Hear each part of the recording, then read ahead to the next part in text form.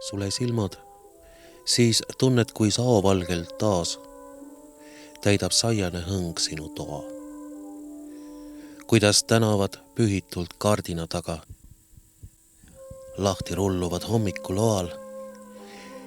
Teeveere aedade lehised tütred pärleid on laenamas kastelt. Käes pole veel aeg, mil need nõtkuvad tüved oma viljade koormast on rasked. Ühistel õlgadel kasvanud seintes koos peetud plaane ja palle, kus kantud sai kübaraid, pleede ja seitleid, uduna voogavaid salle. Taamal lahkuvad jälle üks susla, üks lojus. Neid saatma jääb asjalik punane müts. Taas venivad vagunid vorstina rodus, kus reisides ollakse tapaküps. Kinni, kui hoida saad silmi ja aega, ehk juhtub, et tänases ulmas ei korista saaki veel saamamees saega, narr penidel verisest ulmast. Meil on niimoodi, et kevadel, kui lõpeb Türi lillelaat, siis kõik need aiandusasjad on ja igal pool on võimalik teha.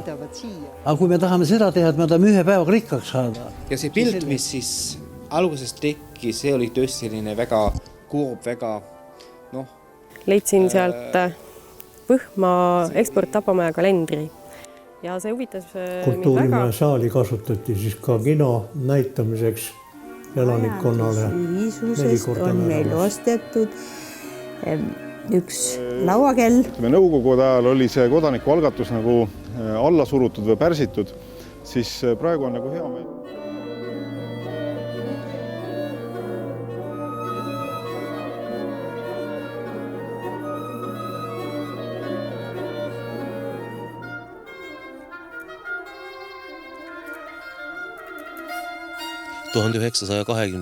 aastal kolis Võhmasse mees nimega August Must, kelle fotoaparaat on tänase põlvkonna jaoks kõige enam sealseid vaateid, olusid ja inimesi jäädvustanud.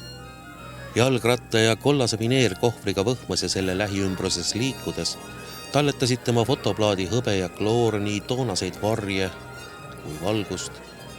Maja aadressil Tallinna tänav 1, kus Võhma fotograafia seltsielu tegelane August Must elas ja tegutses, on täna taas koduks tema tütrele Silvi Palmistele. Siin me istume praegalt, see oli ateljee. See sein oli põhiliselt, see oli aken, siit läks sinnapoole, nüüd edasi see aken ja siin oli klaas. Katus ja ka lagi oli klaasis, nii et see oli nagu loomulik valgus oli siin. No ja siis üksinda tal oli üpris palju tööd. Nii et kõik lapsed koolis oli vaja ära pildistada kevadel ja leeri lapsed ära pildistada jälle suvel jaanipäeva aegu. Ja muud väljasõidud igasugused. Vaid paar aastakümmet pärast raudtee avamist tegutsesid Võhmas juba mitmed ettevõtjad, käsitöömeistrid ja oskustöölised, kes oma tegevusega kohalikku elu ja tänavapilti kujundasid. Kalmani kondiitriäri oli, siis oli Tohvri leivamaja oli, siis oli juuksur, siis oli segakauplus. Tohvril oli ja Kalmanil oli. Aga siitpoolt oli Võsaäri, siis oli Tammikuäri, siis oli Remmeliäri ja siis oli Ilustrumi-äri. Ja siin vahepeal oli veel Kellasepp oli ja kas Jalatsi parandus oli ka, Kingsepp oli. Mujalt tulnud ettevõtjad rentisid enamasti maad Mardi talu pererahvalt, nagu ka 1905. aastal Võhmasse asunud Kellasepp Mihkel Illus. Rentis omale umbes 1500 ruutmeetrit maad ja tõi Maalasti külast ühe talu sauna, võttis palgid lahti ja siia Tallinna tänava äärde pani kokku ja asus Kellasepane Võhmas tööle. 1908. aastal tegevust alustanud Võhma majandusühisuse abil loodeti toona peamiselt muulaste käes olnud kaubandustegevust üha enam ka maarahvasoost talupidajatele tulusamaks muuta. Muuhulgas pani see ettevõtmine aluse tööstusele, mis Võhmat veel tänapäevalgi mainestama ulatub. Otsustati niiviisi, et miks me veame sigu raudteel Tallinna Tapamajja, parem teeme ise Võhmasse, ehitame Tapamaja ja realiseerime siis toodangut. Võhmast läbi kulgenud raudtee oli selleks ajaks juba toonase Kihelkonnakeskuse Pilistvere osatähtsust kahandanud ning uued ettevõtmised hakkasid ennast üha enam Võhmaga siduma. Siin hakkaski peale kaubandus just sellega, et siia toodi põllurammusid, kunstväetisi ja siit ka hakati seda eeskätt sigu vastu võtma ja viima Tallinnasse ja ka selle järele Tapamaa ehitama. Et see Tapamaa ehitus oli ka niisugune ühis ja selle talumehed panid siis ikka rahasid kokku, andsid oma allkirjad selleks, et see Tapamaa ehitada, ta on täiesti oli niisugune ühisus. Lisaks majandusühisusele tegutsesid Võhmas peagi ka ühispiimatalitus, ühispank, veeühing ning ühisseltsitegevust kõige enam mõjutanud tuletõrjeühing. Selleks, et raha saada tuletõrjetehnika ostmiseks, korraldati tihti tuletõrjepidusid ja moodustati ka 1910. aastal tuletõrjeühingu orkester, kes siis juba iseseisvalt aitas kaasa pidude organiseerimisel. Kuna esimestel aastatel kutsuti tuletõrjepidudel mängima just Suurieni puhkpilliorkestrit. 1910. aastast telliti siis Saksamaalt pillid ja Oskar Kalmani juhtimisel, kes oli esimeseks orkestri juhiks, tuletõrjeorkester tihti esines ettekannetega. 1928. aasta 5. augustil paigaldati Võhma eksport Tapamaja vundamenti pidulikult nurgakivi ning juba järgmise aasta 10. veebruaril avati uksed. Vaid tosina tegutsemise aasta jooksul oli direktor Julius Suure juhitud lihatööstus Võhma elanikele suurimaks tööandjaks, toetades lisaks sellele ka kohaliku kultuuri ja haridusele. Koodi härga Türgimaalta, koodi härga Türgimaalt, suuri sõnni Soomemaalta, suuri sõnni Soomemaalt. Kes pole hiialikes olnud, kes pole hiialikes olnud, 10 aastal künnud maada, 10 aastal künnud maada.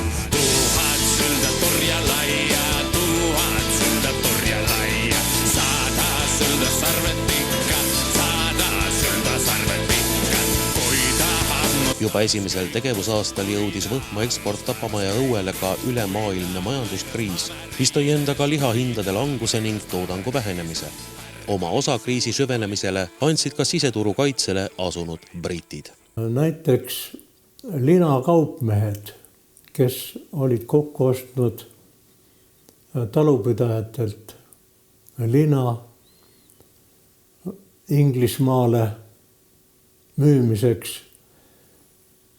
Inglismaa enam lina vastu ei võtnud ja siinsed kaupmehed läksid selle tõttu pankrotti. Kuid peagi asendus kriis taas majandustõusuga ning Võhma edu sai jälle nähtavaks nii kodu kui välismaal. Võhma eksport Tapamaja arenes 1935. aastal.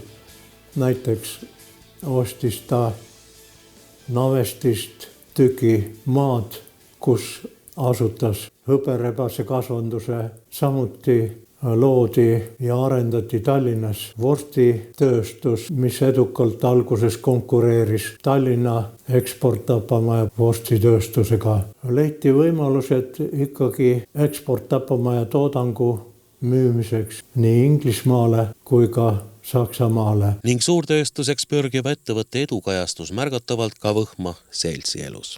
Võhma elas, mitte nii nagu praegu. Võhmas oli väga palju rahvast, kõik nad olid väga aktiivsed.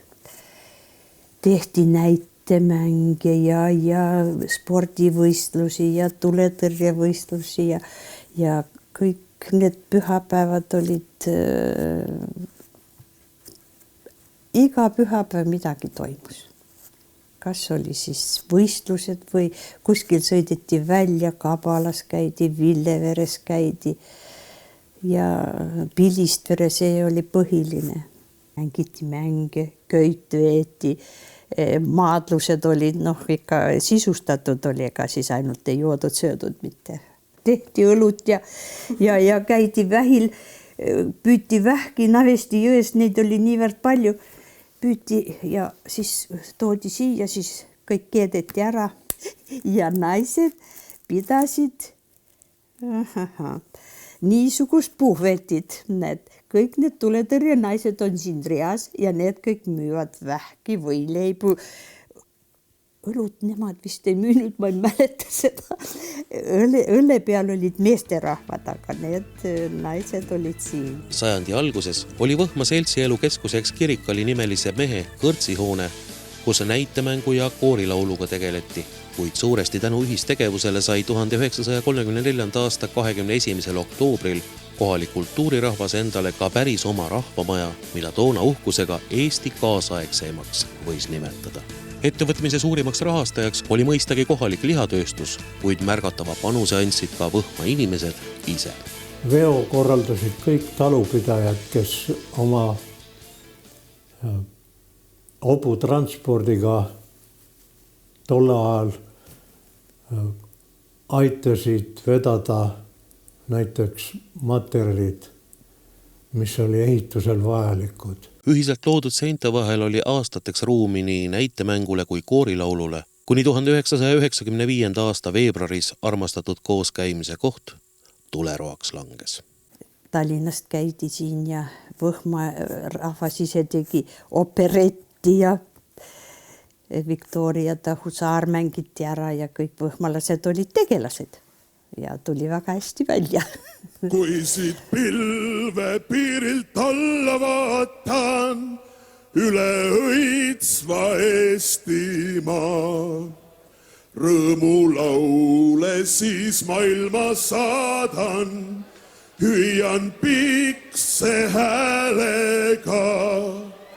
Rõõmulaule siis maailma saadan, hüüan pikse häälega, hüüan pikse häälega.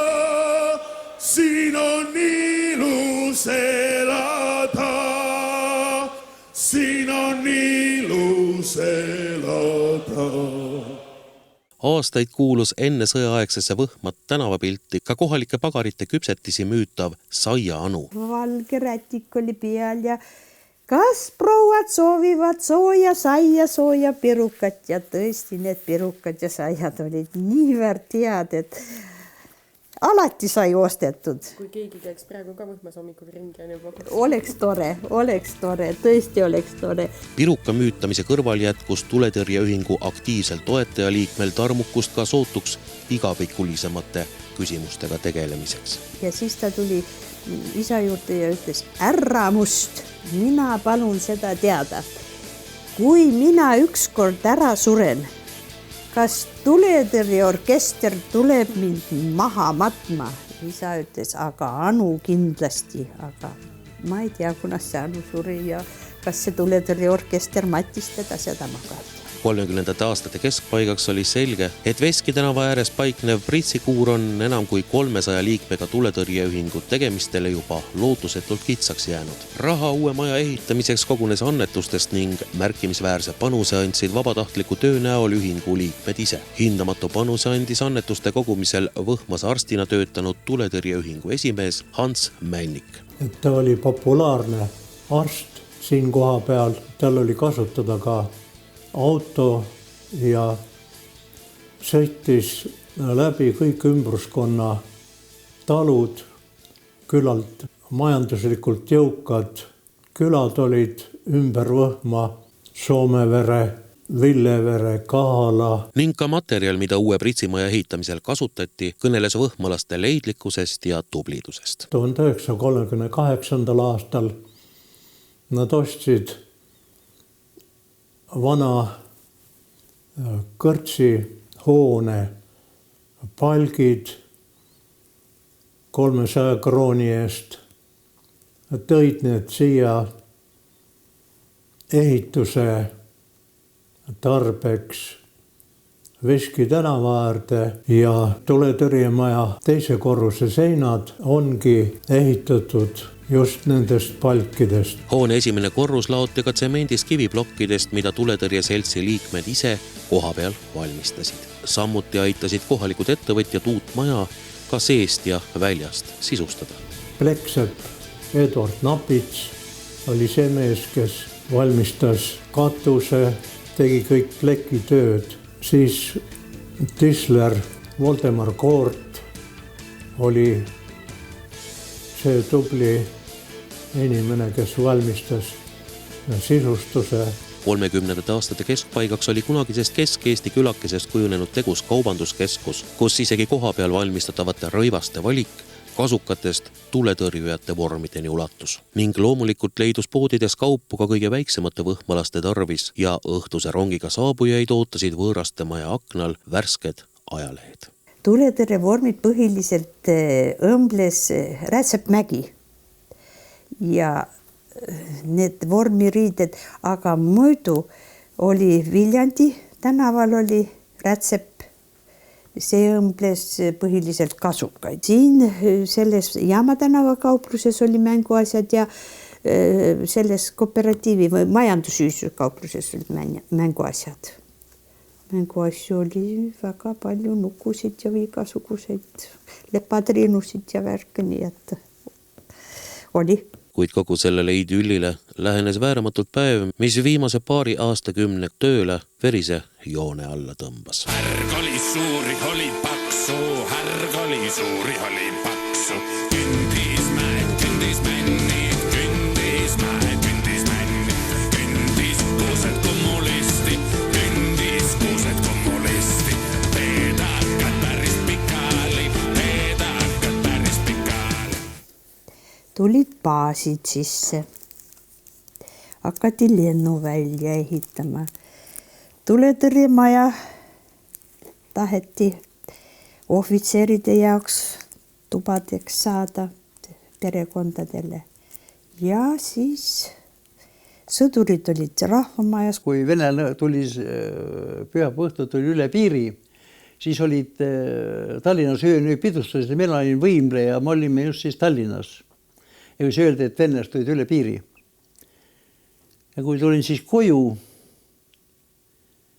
öösel rongiga ja peale lõunas, kui olin puhanud, läksin välja, vaatan Võhmasse, kas nüüd Venelas on Võhmas ka siis otsapidi.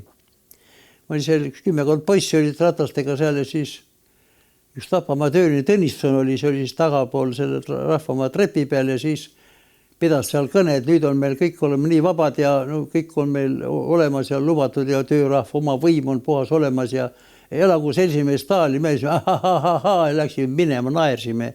Me ei teadnud veel, mis selle taga on. No ja siis isa käest küsiti tuletõrjemaja võtmeid. Aga isa oli kade mees ja ütles, et mina neid võtmeid ei anna mitte. Sellepärast, et tuletõrjemaja on ehitatud tuletõrje korjandus rahadest ja see ei ole riiklik maja ja mina neid ei anna.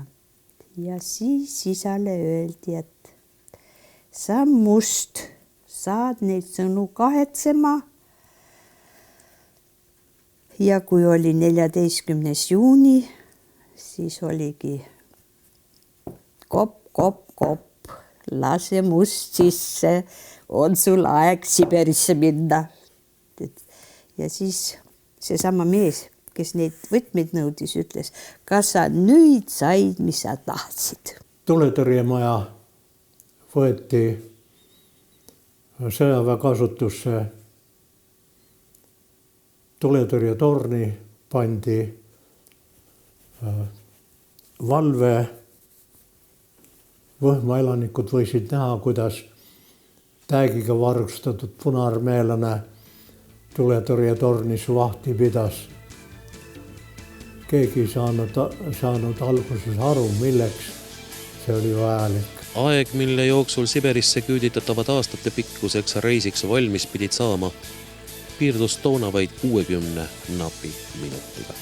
Ja kes aitas meil pakkida, oli Vene sõdur ja ütles, et võtke soojad riided kaasa. Tema oli kõige südamlikum inimene. Vene sõdur. Kas eestlasi oli ka nende ära viied hulgas? Oli küll. See Liiver oli küll. Aga Liiver sai oma palgad, oli ära tapetud sõja ajal. Oma kohuse? Vist küll. Meid enam siin ei olnud, ma ei tea, aga ma olen kuulnud juttude järgi, et tehti talle lõpp. 1940. aastal natsionaliseeritud Võhma lihatööstus suutis puna-aastate eel ja alguseski edasi tegutseda. Ehkki poliitilised ümberkorraldused ning lähenev sõda kogu tegevusele märgatava pitseri olid vajutanud. Kui venelased ostsid rasvasigu, sakslane ostis ka vaatamata, kui enam Peekon ei läinud, eks ole. Siis see oli juba kõik ikka selleks, et valmistati hakati juba sõjal ette valmistama. See oli juba niisugune vaikne, juba töö käis päris ikka niimoodi, mitte avalikult, aga see töö käis ja seda ei tunda. 1941. aastal süütasid taganeva Punaarmee võitlejad ka Võhma lihakombinaadi hooned.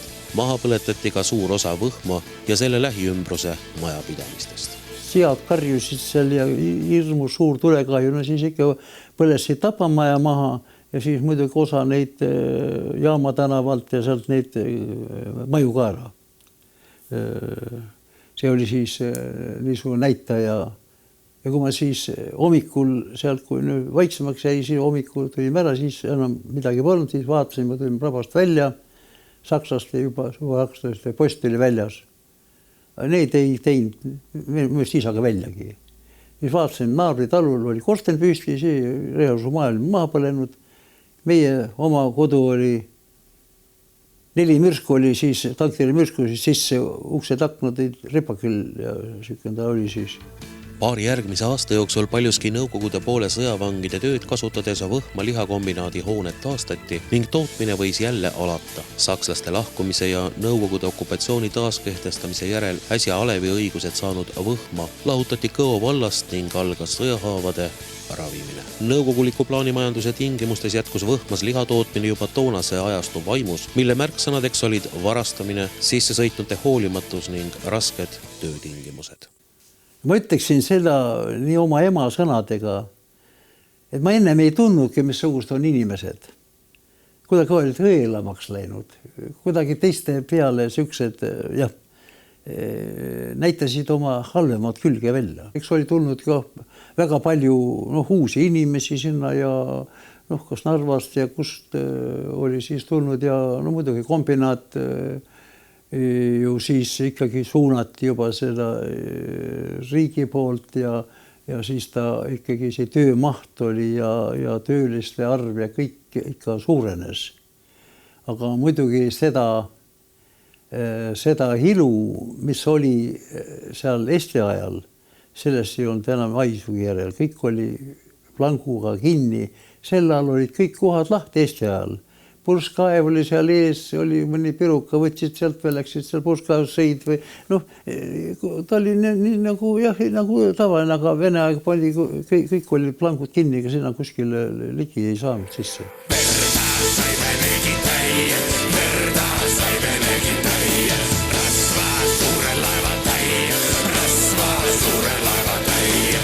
Saarel lõtse sängi samba, saarel lõtse sängi samba, reie lõtse rikvel püssi, reie lõtse rikvel püssi.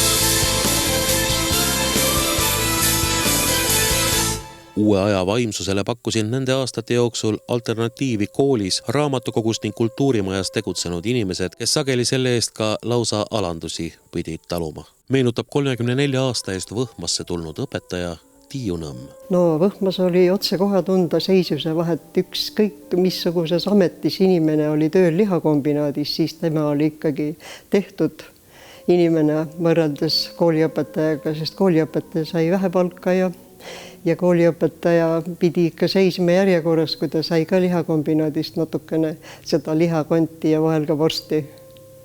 Aga lihakombinaadi inimesed läksid kauplusesse, seal ka oli alati midagi, neile ulatati leti alt või riiuli tagant midagi, need alati said, õpetaja vaatas ainult kõrvalt. Tiiu Nõmm asus aga oma koolid innukalt arendama ning selle tulemusel said 100 Võhma kooli lõpetajad korraliku haridusega ka oma eluteed alustada. Vahel koolidirektor pidi küll tundide viisi istuma seal järjekorras ja ootama, et ta saaks kombinaadi direktori jutule. Ja vahel oli ka niimoodi, et ühel päeval ei saanudki, vaid öeldi, et tule homme. Ja siis leviski niisugune arusaamine ja ütlemine, et ahah, et jälle tuli direktor, et hea küll, et saatke ta ruttu sisse, me arutame ära, et ega ta ära ei lähe, ta tuleb nagu nii homme jälle, kui ta täna ei saa oma juttu ära räägitud. Ja tänu selle lihakombinaadi juhtkonna abile oli meil võimalik saada üle vabariigi kõige paremaid õpetajaid siia, kui tol ajal oli kaadripuudus ja koolid olid hädas, et saada kõikide ainete õpetajaid, siis meil õnnestus see alati hästi. Lihakombinaat ehitas järjest uusi, väga uhkeid 5-kordseid maju ja igast majast eraldati ka õpetajatele. Nii et selles osas olime me väga heas olukorras ja mina sain selle kõik ära kasutada, nii et julgen arvata küll, et Võhma koolis oli siin kooli hiilgeaegadel vabariigi üks tugevam õpetajate kaader. Kuid paljud Võhmast hea hariduse saanud noored ei soovinud enam oma vanemate eeskujul lihakombinaadis teenistus leida ning rändasid mujale. Õpitulemused olid juba sellised, et saadi kõikidesse kõrgkoolidesse, kuhu taheti. Mindi nii arstiks, näitlejaks, muusikuks. Peagi võimaldasid head töötulemused saada ka õpetajatel osa Võhma lihakombinaadi töötajatele mõeldud privileegidest. Meie saime seista ka seal kuulsas Võhma lihakombinaadi kondiputkas järjekorras ja me saime lihakombinaadi töötajatega võrdsetel alustel seda väga soodsat ja odavat lihatööstuse toodangut, mida siis tol ajal ju lettidel üldse ei olnud. Ning sageli andis ka Võhma kooli juurde ehitusele tuult tiibadesse just meile heaks viidud lihakombinaadi toodang. Et mina külastasin arhitekti ikkagi nii, et sõitsin läbi lihakombinaadist, lasti mind väravast sisse, midagi pandi pagasnikusse ja kui mina siis selle kõik üle andsin, siis kõik minu soovid täideti. Lihakombinaadi toel sündis Võhma kooli ka kaunis talveaed, kuid selle rajamise põhilise töö tegid ära võhmalased ise. Me tegime selle ju poistega niimoodi, et käruga pärast tundi ja oleme selle mulla siia toonud läbi söökle ja läbi 2 akna. Me sõitsime sealt need mullakoormad kõik siia, mõne koha peale 2 meetrit seda mulda, mõne koha peale natukene vähem. See oli kõik loomulik, seda me tegime. Seesama koolistaadion, mille me tegime selle, kõik need käsitsi tööd me tegime lastega, raudreha lastega ja siis suurematel poistel olid ka labidad ja vahel ka kangid. Ja kõik on sellise lihtsa kätetööga tehtud. 1996. aasta lihakombinaadi pankrott jättis Võhmas tööta pea 900 inimest, kuid ka sellest hoobist on tänaseks linnaõigused saanud Võhma juba taastumas ning nagu 100 aasta eest on ka nüüd edasiviivateks väärtusteks ühistegevus, väike ettevõtlus ning kodanikuuhkus. On ju siin aktiivselt hakanud toimetama küünlatehas, Largo mahlatehas, nüüd ka Vendre hoone, mis siin vahepeal mitu aastat tühjana seisis, on täna saanud uued omanikud ja toimetamine käib. Et selles suhtes on nagu hea. Ja muidugi eks siin linna ülesannet ma näengi selles, et ega kohalik omavalitsus peab looma ettevõtjatele nagu võimalikult sellised mugavad ja head tingimused ja oleme ka selles suhtes päris kõvasti pingutanud just erinevate taristute loomisel, siin soojamajandus, veekanalisatsioonimajandus. Et tegelikult leian ikkagi, et Võhma on ettevõtlusarenduseks päris hea koht. Nõo nõlvalt julgel jooksul jõgi, joaks paisub rinnakul. Taeva äärel mürab merelagi, kostab lainte koorilaul. Taeva äärel mürab merelagi, kostab lainte koorilaul. Kostab lainte koorilaul. Siin on ilus elada, siin on ilus elada. Vaid paar aastat pärast lihakombinaadi pankrotti saabus Võhmasse mees, kelle töö tulemusena tema kodu juba Küünla pealinnana tuntust on kogunud. Tol ajal oli linn tõesti väga vaeva, oli näha, et töökohti puuduvad ja me ka alguses ei teadnud, mis siin üldse teha. Kuid peagi asus Šveitsist saabunud Küünla vabrikant tööle endise lihakombinaadi lagunenud hoonesse, mis tänaseks nii seest kui väljast tõelise muinasjutumaja väljanägemise on saanud. Niimoodi saime ümber ehitada, saime renoveerida ja tuli välja, et lõpuks, kui valmis sai, tuli nii palju inimesi siia ja ütlesid, minu tädi töötas siin ja mina ise ööbisin siin ja nii edasi, et tuli välja, et see hoone oli väga palju linlastele nagu tähtsaks. Pärast lihakombinaadi pankrotti on küünlatehas esimene tootmisettevõte, mis Võhmas tänini edukalt tegutseb. Ja tol ajal ma ütlesin väga julgelt, et me loodame, et 10 töökohti saame luua siin. Ja ma tegelikult ausalt öeldes ma ise mõtlesin, et see on natukene väga optimistlik, aga tuli välja, et meil on praegu kollektiiv, kus on ligi 20 töötajat ja sellega on minu optimismi on veel ületanud. 2011. aasta mais avas küünlavabriku eestvedamisel Võhmas uksed parafiinist liuväli, mis tänini kohalikele elanikele palju rõõmu on valmistanud.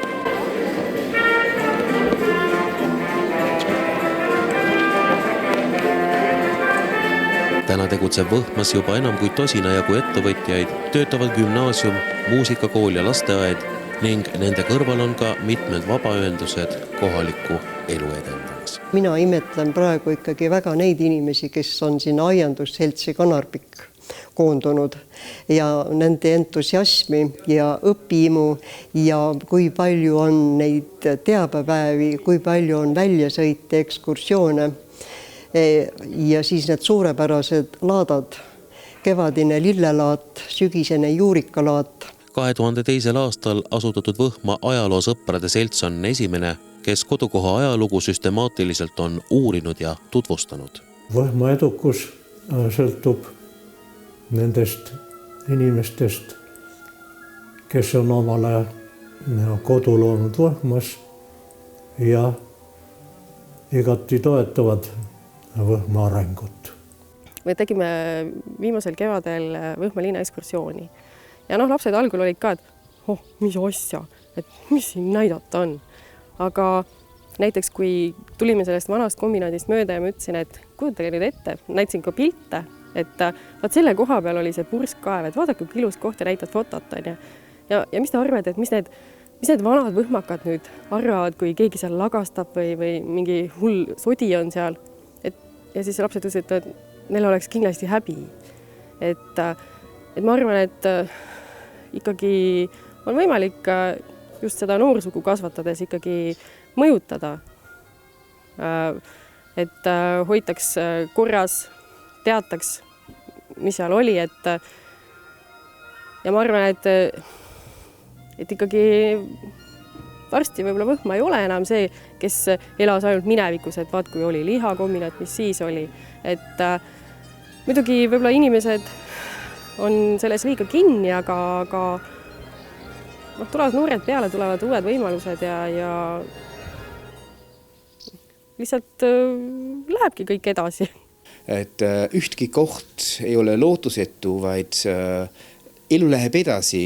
Võib-olla läheb teistmoodi, kui vanasti oli, aga see on kindlasti selline kogukonna küsimus ka, et inimesi peavad lihtsalt koos midagi tegema. Ei saa niimoodi, et igaüks vaatab ainult enda asju, vaid kui inimesi kokku tulevad, kui midagi koos teevad, siis on alati lootus midagi areneda. Siin on enne suurem sugu eland, rõõmsam rahvas häälitsend.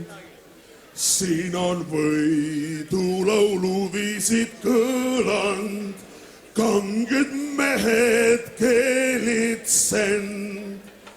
Siin on võidu lauluviisid kõland, kanged mehed keelitsend, kanged mehed keelitsend.